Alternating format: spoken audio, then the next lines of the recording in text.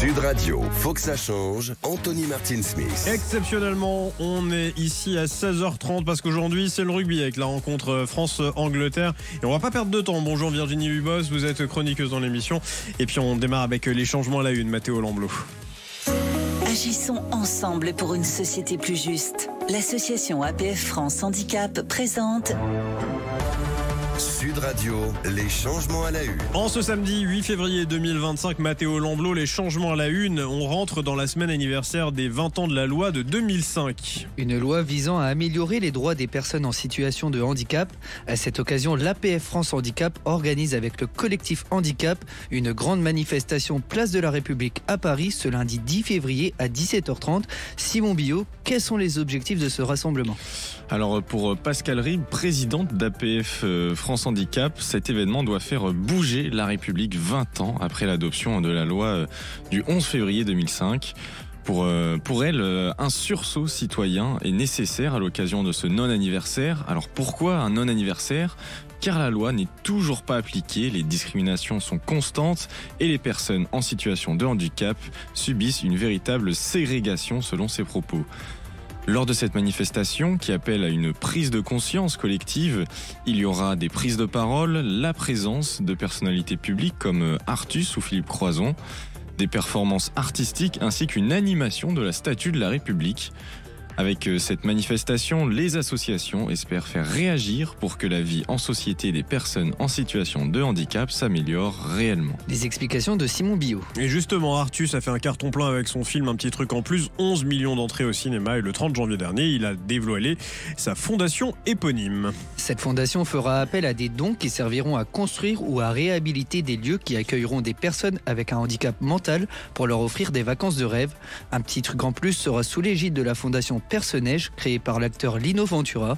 Elle a pour but d'accueillir et d'accompagner de façon adaptée les enfants et adultes touchés par une déficience mentale, un handicap physique ou psychique.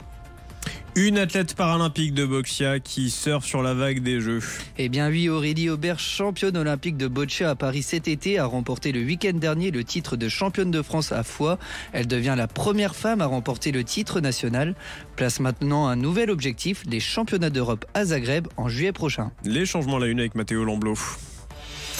Agissons ensemble pour une société plus juste. L'association APF France Handicap vous a présenté Sud Radio, les changements à la une. Les changements à la une à retrouver chaque semaine dans Sud Radio. Faut que ça change. Simon Billot, je me tourne vers vous puisque la semaine passée, on a reçu Laurence Pécaud-Rivolier, qui est en charge de la protection des publics et puis de la diversité de la société française à l'ARCOM, l'autorité de régulation des communications électroniques, de l'audiovisuel et du numérique. On lui a fait réagir sur les propos qu'avait tenus Luc Ferry sur LCI avec Darius Rochebain. Il a publié un correctif auprès du SOS Autisme. En tout cas, il y a un mea culpa. Donc, puisque on en a parlé, on a tenu à rétablir sa vérité. Donc dans son communiqué adressé à SOS Autisme France, Luc Ferry a déclaré « Chère Olivia Catan, chère présidente de SOS Autisme France, bien évidemment, je ne parlerai pas des Asperger en général, mais uniquement de l'émission de télé qu'Elon Musk a faite sur son cas. Il y explique qu'il sait combien il est parfois bizarre et aussi combien il est génial, et il explique ces deux traits de sa personnalité par son Asperger qu'il veut révéler au grand public. » Il termine en disant « Alors croyez-vous que je sois un type calme et normal ? Évidemment non, je suis Asperger. » C'est à cela que je faisais référence et c'est lui qui fait de son Asperger la cause à la fois de ses délires et de son génie. J'ai le plus grand respect pour tous ceux qui vivent avec ce syndrome et pour tous ceux qui s'en occupent. Je suis désolé de ce malentendu sur un sujet qui me touche de très près. Un sujet qu'il touche de très près, d'autant plus qu'il nous a déclaré lorsqu'on l'a contacté qu'il avait lui-même un neveu atteint du syndrome d'Asperger et qu'il était très malades. Enfin, si on peut considérer l'Asperger et l'autisme comme une maladie. Ce n'est pas l'avis des associations en tous les cas. Mathéo Lamblot, lundi dernier, le 3 février, nous avons eu le bonheur de constater l'arrivée d'un skipper, Damien Seguin. Vous êtes né sans main gauche, vous êtes devenu en 2021 le premier skipper handisport à boucler un tour du monde en solitaire sans escale et sans assistance, et vous avez su convaincre que votre handicap n'était pas un frein à la performance. Et lors de votre premier Vendée Globe, donc vous êtes terminé à la 7e position. Vous avez marqué les esprits en jouant très souvent aux avant-postes. Et cette année, en 2024, vous êtes donc terminé 15e du Vendée Globe après 84 jours, 20 heures et 31 minutes. Bon, j'ai une première question à vous poser, Damien Seguin. Comment on se sent après 84 jours en mer ? Je viens juste de poser le pied à terre et déjà je suis hyper content et hyper fier d'avoir terminé mon 2e tour du monde en solitaire et forcément fatigué. Hein. C'est une compétition un petit peu hors norme et voilà, c'est le sentiment de fierté qui domine, même si j'aurais aimé faire mieux que 4 ans auparavant, mais forcément les conditions n'étaient pas les mêmes, beaucoup plus difficiles cette année au niveau météorologique et il fallait déjà boucler ce tour du monde et c'est chose faite et encore une fois j'en suis très fier. Bravo à vous. En tout cas, comment on fait quand on est dans votre situation? On a des adaptations spécifiques à bord? Alors déjà, il faut savoir que mon handicap, moi je l'ai depuis ma naissance, donc en fait j'ai passé ma vie à essayer de m'adapter. Et à construire avec. Exactement. Donc que ce soit sur les gestes de la vie quotidienne, mais aussi dans mes gestes sportifs. Donc le bateau, il est juste adapté au niveau de la colonne de winch pour que je puisse utiliser la puissance de mes 2 bras, avec un manchon qui est adapté au fait que j'ai qu'une seule main. Mais sinon, c'est le même bateau que les autres, et ça, j'y tenais. Comme ça fait que la performance, au final, elle a rien à envier, et puis elle a rien de, il n'y a pas de, on va dire, dopage mécanique sur mon bateau par rapport au bateau d'invalide. Ouais. Et vous avez évoqué du coup vos difficultés en course, mais maintenant que vous êtes de retour sur Terre, quelles sont les premières choses que vous avez hâte de retrouver après ces semaines d'isolement ? Alors les premières choses, c'est des choses toutes simples. Hein. C'est un vrai lit, un vrai matelas, prendre une vraie douche à l'eau claire. Voilà, c'est des choses toutes simples, mais finalement, ça fait 404 jours que j'en suis privé. Mais voilà, c'était un choix. C'est des conditions assez précaires de vie à bord de nos bateaux. Ouais. Et puis le fait de retrouver des gens, la famille, etc. Donc c'est des choses toutes simples auxquelles on pense. Et puis après, c'est reprendre une vie sociabilisante, on va dire ça comme ça, mais avec le sentiment d'avoir accompli un véritable exploit en faisant un 2e tour du monde. Eh ben, écoutez, Damien Seguin, on vous remercie d'avoir pris le temps de nous parler et bon retour parmi les vôtres. Et ne bougez pas sur Sud Radio, on vient juste après ça. Sud Radio, faut que ça change. Anthony Martin-Smith. De retour sur l'antenne de Sud Radio. Eh oui, happy birthday to you. Les 20 ans de la loi de 2005 pour l'égalité des droits, des chances des personnes en situation de handicap qui a été promulguée le 11 février 2005, c'est-à-dire presque 20 ans puisque nous sommes le 8 février 2025 et dans quelques jours nous célébrerons ou nous ne célébrerons pas, et ça nous allons le voir justement avec nos invités. Michael Jérémias, bonjour. Bonjour. Alors vous êtes président de l'association Comme les autres et nous a également rejoint Marianne Monchamp, vous êtes directrice générale de l'OCIRP. Bonjour. Bonjour, vous régulez finalement les instances qui s'occupent et les institutions qui s'occupent des rentes et des prévoyances, c'est bien ça ? C'est ça. Et vous avez été, à l'époque, en 2004, secrétaire d'État en charge des personnes en situation de handicap. Et vous avez vu naître finalement cette loi que Jean-François Mattei, votre prédécesseur, le ministre en charge de la santé et des personnes en situation de handicap en 2022, avait lancé dans sa programmation. Et en 2005, vous l'avez vu naître cette loi. Michael, vous... il semblerait que célébration, ce soit pas vraiment le mot que vous choisiriez, vu ce qu'on a pu lire ici et là dans les médias, vis-à-vis du regard que vous portez sur le handicap, sur cette loi du handicap. Je pense qu'il n'y a personne aujourd'hui qui a vraiment envie de célébrer une loi qui pourtant promettait de choses magnifiques et qui est remplie de beaucoup de bon sens pour la plupart des amendements de cette loi. La réalité, c'est qu'aujourd'hui, vous le savez, être handicapé, c'est la première cause de discrimination en France. Donc non, on va pas se réjouir d'une loi qui en 2015, donc 10 ans après sa promulgation, devait changer profondément nos conditions de vie. Vous avez parlé d'égalité des droits et des chances et de participation à la citoyenneté. En fait, cette loi, elle a suscité l'espoir de millions de personnes handicapées et tout autant de proches aidants et d'aimants. Donc non, on ne sera pas à la fête. Et d'ailleurs, la veille de cet anniversaire, de cette date anniversaire, on se mobilise pour justement dénoncer beaucoup plus fort qu'on l'a fait dans le passé les conditions de vie de millions de personnes aujourd'hui en France.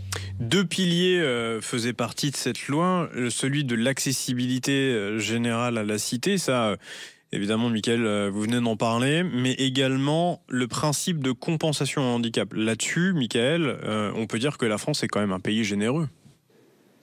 Oui, mais vous savez, ce qui est intéressant, c'est qu'en fait, je pense que si vous demandez aux personnes handicapées, donc aux personnes concernées, on n'a pas envie d'une société en fait qui compense notre handicap. On passe notre temps en fait à compenser, à s'excuser, à culpabiliser de ne pas être capable de permettre aux personnes handicapées d'être des citoyens à part entière. Si aujourd'hui on réglait la question de l'accès à la cité, à la citoyenneté pleine et entière de tout le monde, on n'aurait pas à compenser quoi que ce soit. Mais en même temps, les compensations, c'est quoi la compensation aujourd'hui? Combien de personnes handicapées vivent sous le seuil de pauvreté?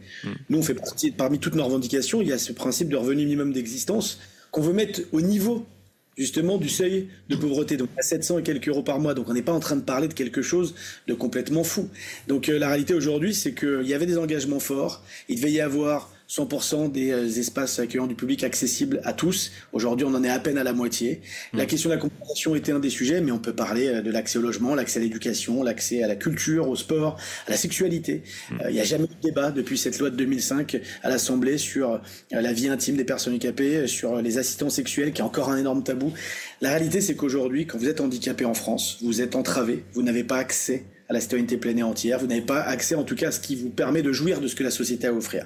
Vous pouvez tout simplement survivre, et encore, c'est compliqué. J'en profite d'avoir en plateau Virginie Debos, qui elle-même est en situation de handicap. Je rappelle, vous êtes chroniqueuse dans l'émission, vous êtes aussi consultante et experte dans le domaine du luxe. Oui. Vous partagez ce que vient de dire Mickaël Jérémias? Alors, je partage, et en fait, moi, il y a quelque chose qui est vraiment flagrant. Ça va être depuis la loi Elan qui a été votée, qui devait justement permettre à tous les logements d'être 100% accessibles, mais qui a été baissé à 10%. Donc moi, c'est clairement en sortant de l'hôpital, quand on fait face à un accident et qu'on se retrouve à mobilité réduite du jour au lendemain, là, on est face à la réalité et on se rend compte que non seulement c'est très compliqué de trouver un logement, quand on est en situation de handicap encore plus, mais qu'en plus, on nous réduit de 10% nos chances.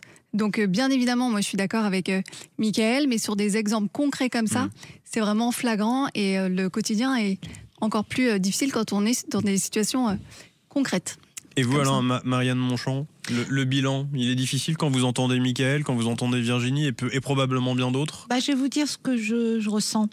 La loi, elle fixait un cadre qui est un cadre ambitieux. Ouais. Elle a été voulue par Jacques Chirac à l'époque, qui était président de la République. Et moi, je dois dire que... Le même qui avait d'ailleurs initié la loi de 75. Ouais. Et je dois dire que quand on a fait adopter la loi, j'ai le souvenir de la bataille dans l'hémicycle. Ouais. Parce qu'on y entendait quoi? On y entendait la société française qui était en train de dire « mais non, ça ne va pas être possible ». Et pourtant, à ce moment-là, des choix ont été faits qui sont des choix très offensifs. L'accessibilité universelle, le fait de considérer que le handicap, c'est aussi le handicap cognitif et le handicap psychique, et pas que les handicaps physiques, sensoriels et intellectuels. Le fait d'ouvrir le droit à compensation, et je ne partage pas l'avis de Mickaël sur la question du droit à compensation. Il ne faut pas confondre. La compensation, ça n'a rien à voir avec un truc caritatif, ça n'a rien à voir avec ça. Et ça n'a rien à voir avec le fait de nier la situation de handicap. C'est simplement permettre, par des moyens financiers, humains, techniques, matériels, animaliers, de disposer de conditions qui font que avec la situation de handicap, on arrive malgré tout à exprimer mieux ses aspirations, à être un citoyen à part entière. Alors après, quand on fait voter un texte, j'ai envie de dire la société s'en saisit ou pas. Et est-ce que la société française s'en est saisie? J'ai envie de dire partiellement. Mickaël Jérémias, il me semble qu'on a vu que la société s'en est saisie pendant les Jeux paralympiques et pendant les Jeux olympiques. Oui, non, je vais juste revenir sur la compensation. Oui, bien sûr.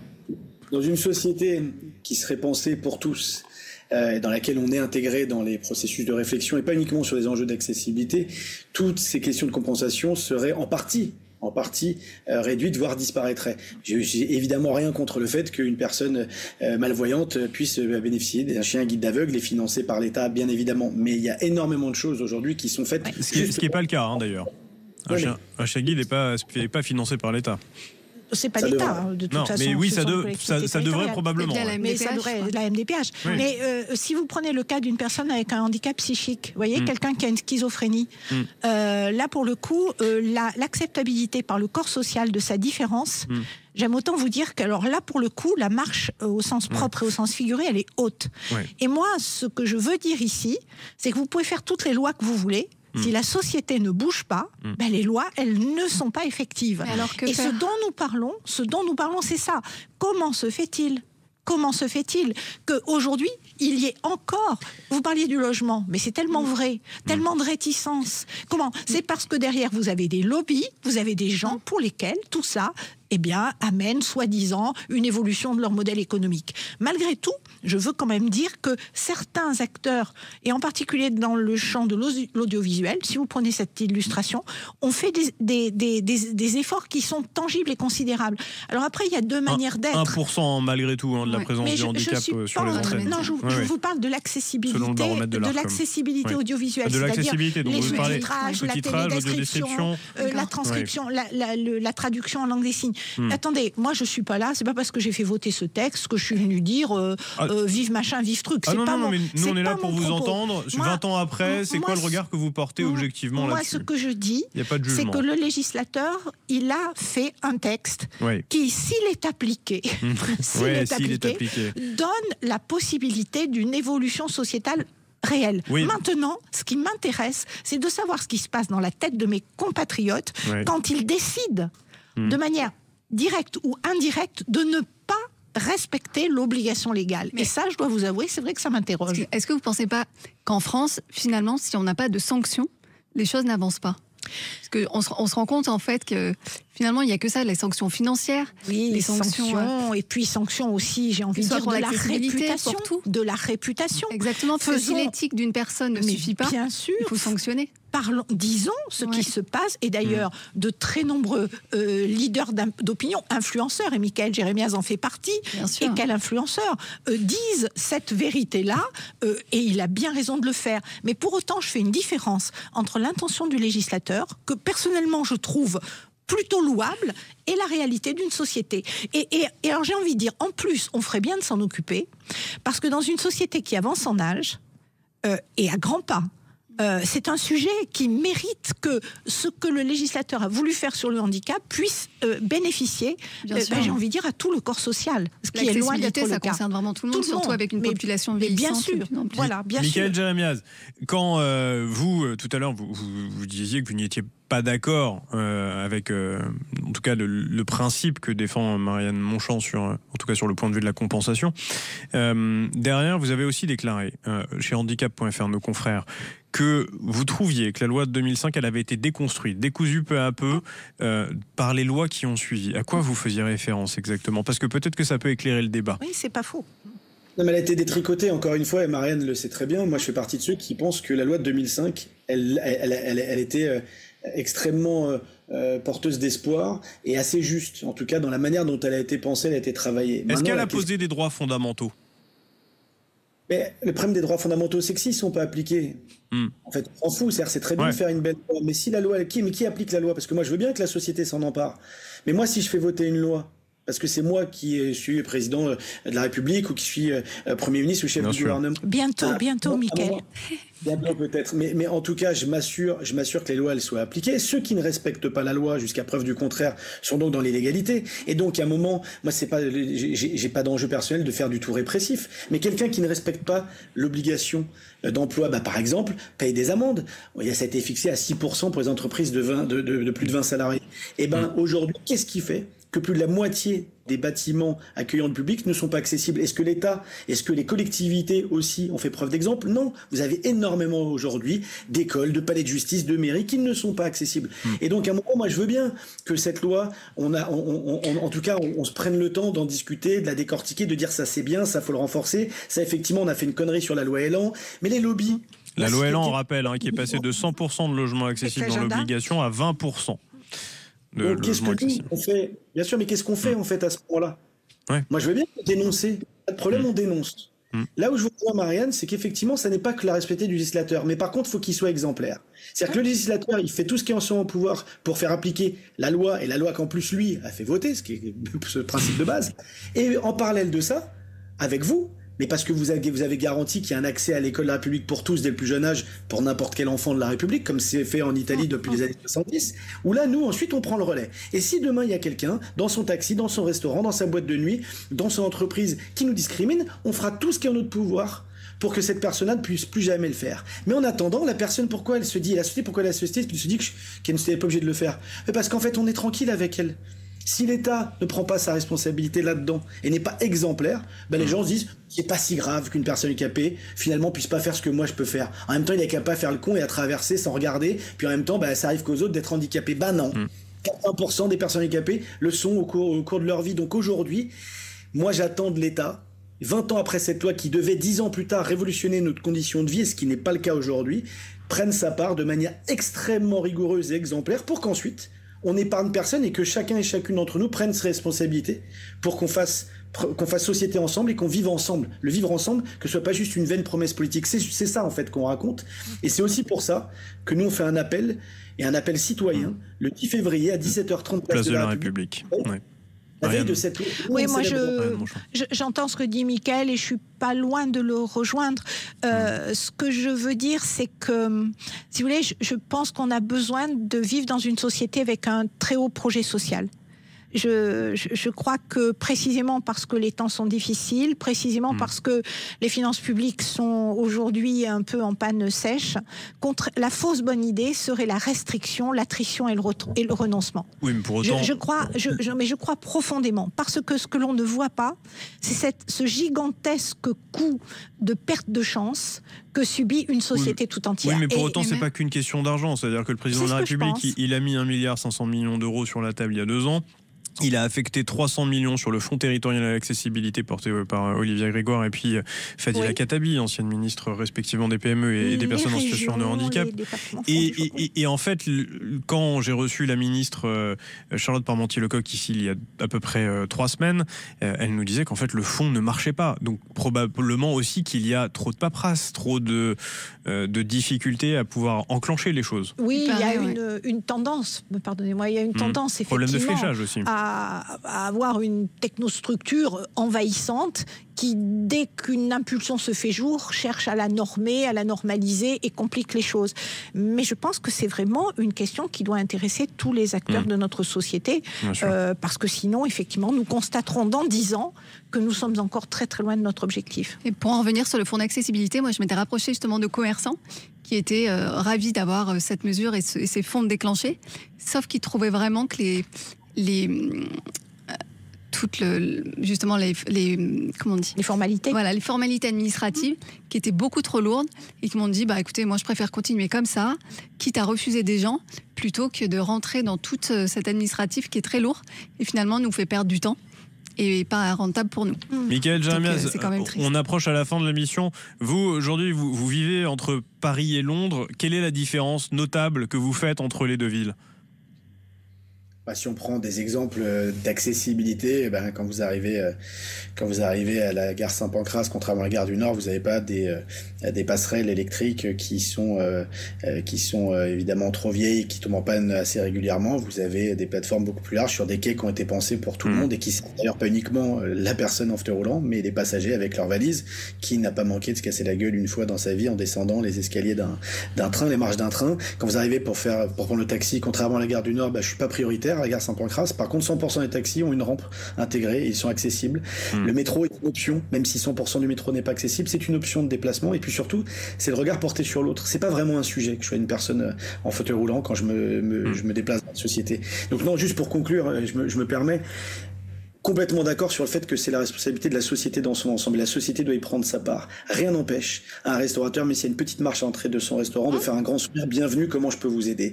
Rien n'oblige à un taxi de vous mettre la main sur l'épaule après chaque fois que vous le prenez et vous disent bon courage. Tout ça, ça ne coûte pas d'argent. Aujourd'hui, il y a ce que la société doit faire et ensuite, il y a ce que l'État doit faire, ce que le législateur doit imposer. Et vous parliez de coûts. C'est aussi peut-être des rentrées potentielles. Moi, les promoteurs immobiliers qui ont mis une pression de chaque instant pour qu'on passe de 100% à 20% de logements neufs accessibles, mais moi, j'ai aucun scrupule à que ces personnes-là qui ont fait de l'obstruction le payent un jour ou l'autre. On ne parle pas de faire payer l'individu qui a des faibles ressources. Tous les groupes, tous les lobbies, justement, tous les gros lobbies qui ont fait que cette loi, qui était, à mon sens, plutôt ambitieuse, et je le reconnais vraiment parce que je l'ai suivi depuis le début et on en a déjà parlé et on a travaillé ensemble, fait qu'aujourd'hui, en fait, elle a suscité surtout beaucoup d'espoir, mais beaucoup de déception. Et il n'y a rien de pire, on n'a qu'une vie. Marianne, vous le savez, comme moi. On n'a qu'une vie, oui. Merci. On en reparlera dans 20 ans. En fait, c'est pas acceptable. Merci Michael Jeremias, président de l'association Comme les Autres. On vous retrouve le 10 février, place de la République à 17h30. Merci Marianne Monchamp, vous êtes directrice générale de l'OCIRP et ancienne secrétaire d'État en charge des personnes en situation de handicap. Nous continuons sur Sud Radio avec le rugby, la deuxième journée France-Angleterre. Bougez pas, ça promet d'être exceptionnel.